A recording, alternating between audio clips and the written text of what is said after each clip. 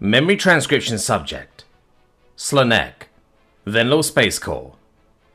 Date. Standardized human time. December 3rd, 2136. The bombs began falling within minutes. From our vantage point, the explosions were mere smoky blips on the horizon. Orange pops illuminated the night like wildfire, but I knew they were destructive strikes against Silas's supercontinent. How had the Arxor gotten within orbital range so quickly? Why had the human defenders been unable to slow them down at all? Terror chilled my fur, as I guessed the UN was no longer challenging the front flank at all. The streaks in the sky were further out now, judging by their diminished luminance. There was no indication on our radio chatter that we'd sustained catastrophic losses.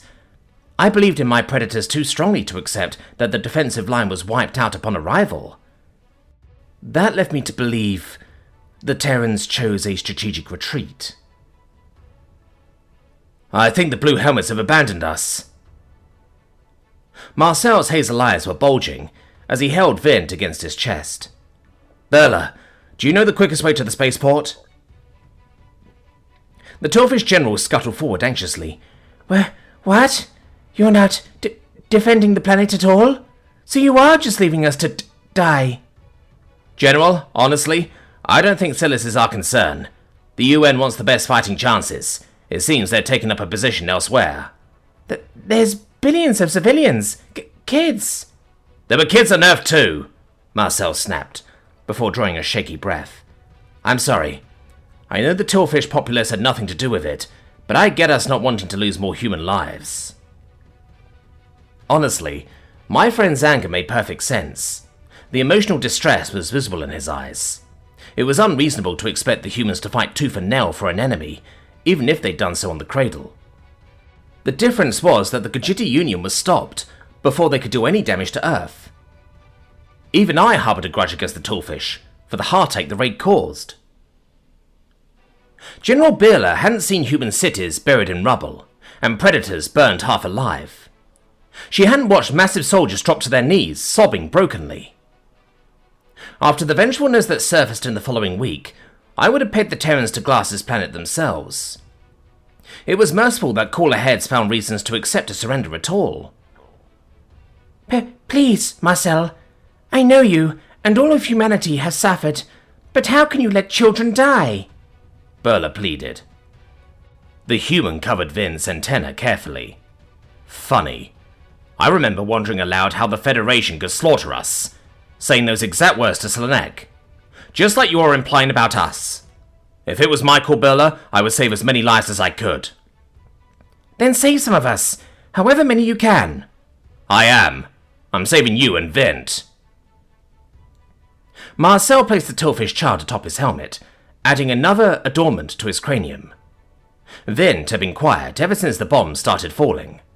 I doubted he understood the gravity of the situation, but at the least, the kid recognized our demeanor shifts. The young insectoid's eyes lit up briefly from his new perch. So high. Whom were as tall as a mountain?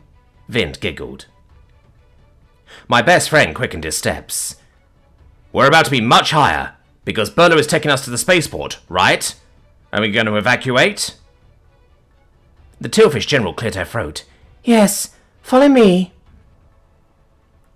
Burla scuttled through a nearby alley, and my human followed. I hustled after them, though my legs weren't as durable as theirs. Marcel glanced back at me briefly, and I gave him the most adorable head tilt I could muster. His response was an exasperated sigh, before barking to pick up the pace. If my grovelling couldn't melt his frigid act, our relationship was in dire straits. The human had never shut me out since the beginning of the exchange program. Now, out of the blue, we weren't on speaking terms. It was unfair to push me away, especially when our lives were in imminent peril. Hell, it was almost manipulative. All I did was advise Burla to take Vint to a medical professional, like any reasonable person. To make a hopeless situation worse, a bone-chilling bark reverberated behind me. I knew without looking that the guttural cry belonged to Dino. The slobbery dog had a habit of waiting outside my tent and seeking me out during its downtime. The humans allowed it to roam the base wherever it pleased, without a care for who it bothered. Of course its handler couldn't have collected it for the evacuation. It had to be breathing down my haunches during a raid. Birla screamed, Predator! Run! No, it's okay. Dino, sit! Marcel bellowed. The filthy mutt whined and lowered its rump to the ground. Its sable tail thrashed the pavement, while its brown eyes studied me. The pink tongue lolling out of its mouth was covered in saliva flecks. It was a relief the dog obeyed, with how it had been barreling down in opposition. The demon could sprint faster than a human, while sharing their tirelessness. Dogs are persistent predators too, aren't they? I realized. That's why the humans favor them, and once use them for hunting. Slanek, the dog's with you. The human's low voice made it clear there was no room for argument, unless you want to be difficult. I drew a shuddering breath. I'm not the one being difficult. Dino seems nicer than you right now. That last statement wasn't quite heartfelt, but I wouldn't give Marcel the satisfaction of seeing my discomfort. The dog bounded along at my side, and I tried not to focus on its monstrous presence. Birla seemed wary of the beast, though Vint was testing out the word dog with giddiness. The longer I observed the Tillfish child, the more I thought something wasn't right with his wiring. Marcel had his service weapon drawn, and eyed Tillfish civilians we passed warily. The human was aware of our present vulnerability to a rebel attack. This city's populace resented us more, after we gassed and deafened them at their initial protest. My friend was the one who ordered the curfew, so they might have particular disdain for him. Birla steered us past factories and storage units, keeping her own eyes peeled. The Tillfish General was avoiding crowded areas where possible. I hoped that wasn't at the expense of time. Arcs or landing parties crested above us and skirted the occasional anti-air fire. Humans weren't putting much pressure on them, with their focus on evacuation. Arxor units are arriving in most major cities. If your location hasn't been bombed yet, that means hostiles inbound, a gravelly voice said over the radio. All evacuation shuttles need to be off the ground in 10 minutes. Marcel's eyes darted around. Shit, are we going to make it? We've time to spare, Birla answered. Cut through the incubator facility here, and it'll just take a few minutes. Saves a lot of time not to go around. Good. I'm sure glad you're here. The Tillfish General didn't return the compliment. She ducked into a circular building, which took up an entire block with its daunting size. Vint leaned over Marcel's forehead and started playing with his helmet straps. The Terran scolded his passenger, ordering the little one to remain still. The kid fell limp with a sad look. Tillfish geneticists protested the intrusion, though they quickly retreated when Marcel's gun pivoted. I knew this place was sacred to an egg-laying species. It was where they raised their offspring to hatching day. Teams of medical professionals were dedicated to maintaining the ideal conditions and saving any younglings that hatched early. The Harchin and the Crocodile were protective of such institutions too. It was rare any egg-laying race trusted a mammalian species to wander their fragile safe houses. All it took was one clueless sapient messing with an egg to burst its bubble. I can only imagine how these Tillfish feel about a predator soldier taking a shortcut through here, not to mention Dino mucking up the place. We strode past an observation room, partitioned off down the hallway. Marcel studied the x-rays monitoring each egg's health, and his facial features softened. He took a second to peer at the orange pods through the incubator glass. Labels were affixed to every specimen, identifying the parents. The human slowly digested that those globs were someone's kid. Birla cleared her throat. There's no time to snack. Let's go. You think I wanted to eat them? Marcel hissed. I was just curious. I've never seen anything like this. Sorry, your expression turned very weird. I was imagining Vint as an egg and wondering how many you, lay at once. 20 or 30. Your eyes went very wide.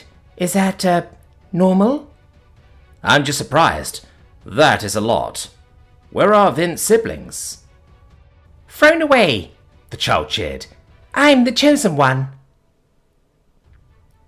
Disbelief flashed in Marcel's hazel eyes, after absorbing Vint's decree. The Tillfish General flicked her antenna, and the human took the hint to move along. We turned into a lengthy walkway, chasing off more staffers. My lungs ached from keeping up with the Terran.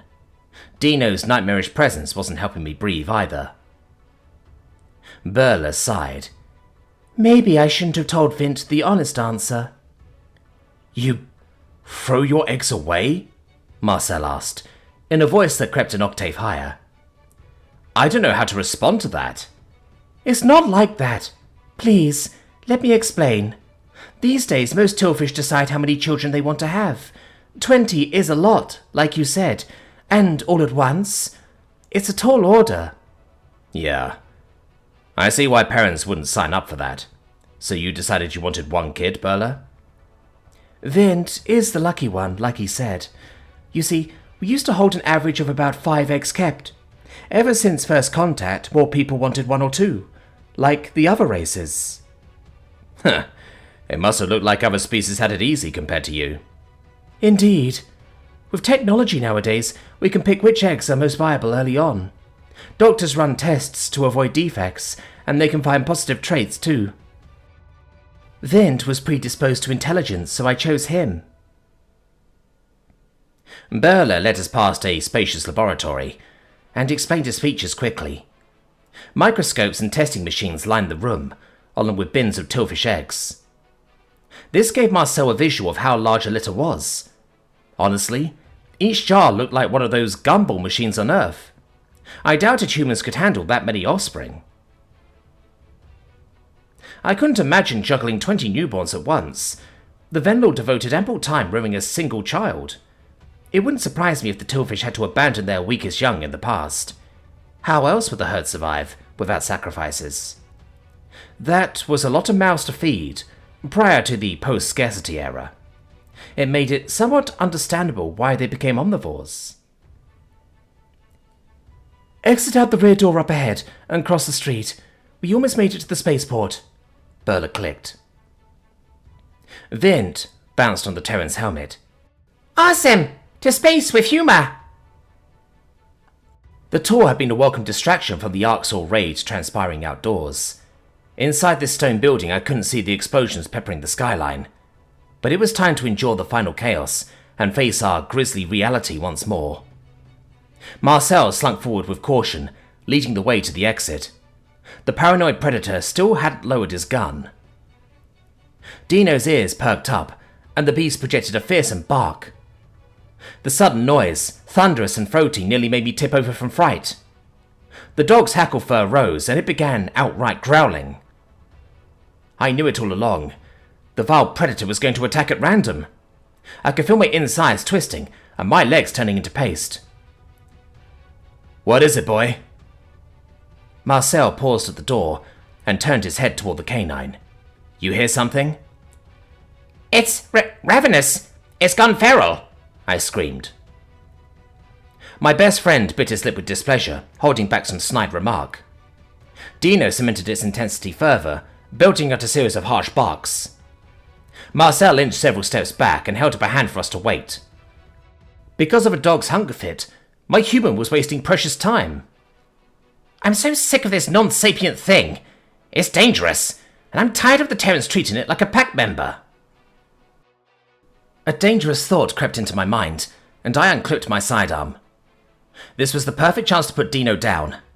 It wouldn't win me any favour with Marcel, but I was already out of his good graces. I coaxed my weapon up and lined the sights on the animal. Its outburst gave me a suitable reason to be rid of it at last. Marcel was oblivious to my extermination plot. His gaze was following Dino's stare. Shadowy shapes moved up to the door, and I jerked my gun away from the dog. His growling was drowned out by the sound of shattering glass. Gunfire tore through the door's opaque frame and lanced into the room. The human sprinted back toward our position, holding onto Vint. Arxor hostiles! Marcel roared, terrifying Billa with his pitch. Is there another exit? The Grey shouldered through the broken frame and took aim at anything that moved. This was a logical first stop on the raid, with an easy stash of eggs here. Thousands of them. Unlike the ones helping in New York, these demons were here to wreak havoc. The fact that Marcel felt the need to attack hostiles after Arxor, it was an insult to the Venlor's suffering. I forced my claw onto the trigger. My bullet sailed in the direction of the Greys, but it didn't connect with the monsters. Marcel's hand was on my shoulder in an instant. The human pushed me to the ground and slid behind a chair. It warmed my petrified heart to know that he'd still protect me in a battle. Dino charged at the monstrosities and sank its fangs into an Arxor thigh. The dog brought down the Grey with ease, like it was wrangling a prey creature. One Dominion soldier attempted to rescue its colleague. However, the hasty shot missed the dog and went through the downed Arxor's stomach instead. The ugly mutt's charge had brought us time to regroup. If it hadn't detected the Arxor raiders, we would have been gunned down the second we stepped outside. Those vicious growls might have been a warning for us, just like Marcel assumed. I felt a tinge of regret for almost shooting it, though I shoved that emotion down. Bella! Marcel waved a hand in front of the General's face. Is there another exit? The female tillfish swallowed. There's an emergency exit to our left. Good. We move on free. The human whistled to the dog, before popping shots off of the Arxor to cover its retreat. The animal came running at Marcel's summons, and returned itself to my side. Dina was fresh out of close combat, sniffing my paw a bit too eagerly with its predatory snout. I ignored the beast, but I tried to suppress my innate resentment. The Greys dusted themselves off from the dog attack, and peppered our cover with bullets. The foam upholstery wasn't built to survive an assault. It was riddled with holes in seconds. This wasn't an actual shelter that could ward off the Arxor savages. Marcel gave the signal to move, and I indulged my instinct to run with gratitude. The human dispensed a few hasty shots, giving us time to move. He lingered behind, all the while drawing the Arxor's attention. Out of my peripheral vision, I saw one monster buckle to the floor. My legs bolted for a side corridor, while my tail found itself drooping again. Berla and I pressed up against the wall, with Dino skipping at our heels. It brought immeasurable relief to be huddled at a more secure location. However, that sensation was fleeting when I remembered the human. My eyes searched for him and found his lanky form still crouched behind the chair.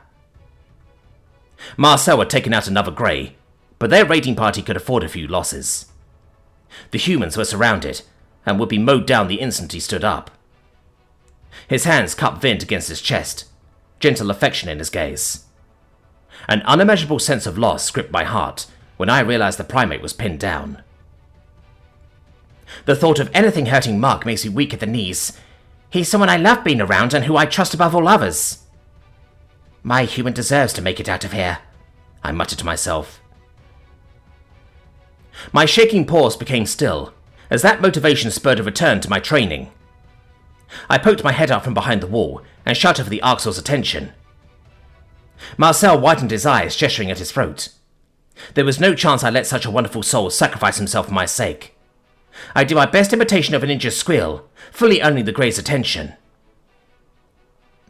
The human stuffed Vint in his helmet and bolted toward my position. Barely aiming, I lobbed several shots at the Arxor. My newfound bravery fizzled out as dozens of gluttonous pupils trained on me. The enemy guns swiveled away from their fellow predator and landed on the weak Venlil. Pain lanced from my shoulder, like the muscles were torn from my arm. I fell backward as white-hot agony overwhelmed my senses. The Arxor nailed me with a bullet. Did that mean I was dying? My panic intensified when sharp teeth pressed against my scruff. Dino dragged me behind the wall and planted a slobbery lick on my mouth. I screeched in disgust. Away! Gross! Marcel slid across the floor. Slonek? No. Are you okay? Answer me. Leave. Please. Just go. You have to get to your shuttle. The vegetarian tapped a wristband, which shoved a readout of Terran numbers. It was illegible to my eyes, but I sensed that the information wasn't a positive sight. A sad smile crossed his scarred face, and he breathed a half-hearted sigh. He deferred my firearm to Birla before kneeling beside me. The countdown is at 0. Our evacuation ship's already left. Marcel hoisted me to my feet and draped my good arm around his neck.